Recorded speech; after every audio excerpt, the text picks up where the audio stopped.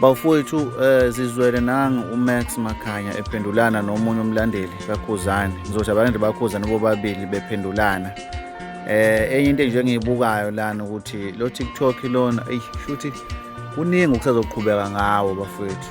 Ezinye izinto sezenzekalile phambi kwethu sibona ngenxa yawo TikTok.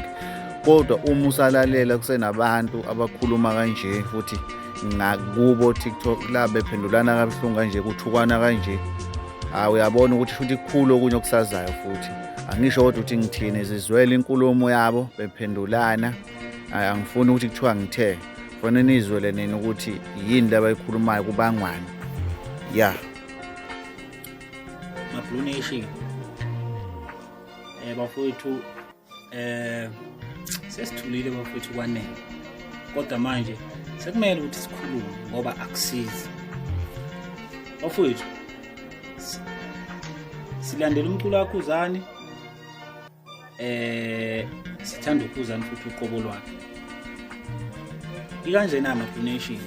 Kuyoba nini? Sizama ukukhuluma nabantu abadicelela phansi igama likaKhuzani. Kodwa sibe sihlulo uMax odicelela phansi igama likaMthandeni. Kuyoba nini? Blue Nation.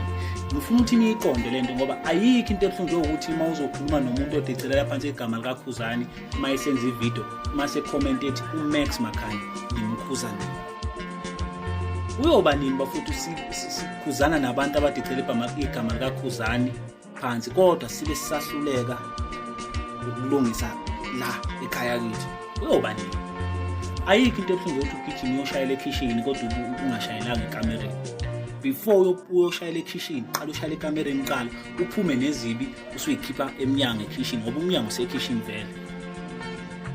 Kuyoba nini bafuthi ukuthi sisezi sikhuluma nabantu abadicela phansi igama likaKhuzani kodwa sibe sisahlulwa uMax Makhanya owumlandeli kaKhuzani odicelela phansi igama likaMthandeni. Kuyoba nini?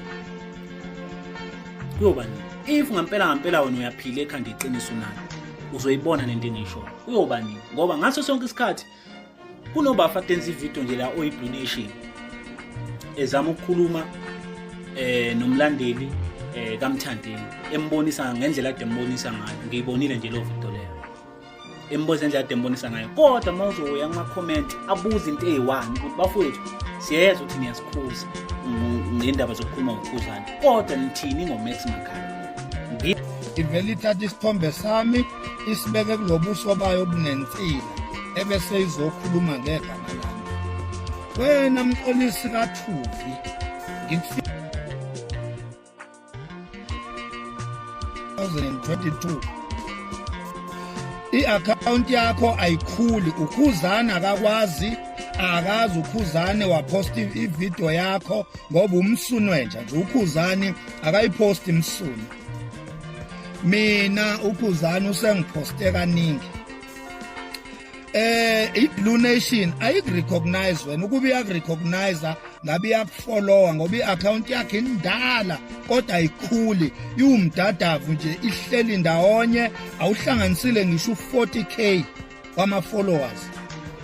Le account le ngikhuluma kuyo manje yintsha sha ngiyicreate last year ngo-2024 I think ngabo May June. Mangithenga ifone entsha ngacreate le account last year. Uyabona? Kodwa le account yami I think ina 160,000 followers.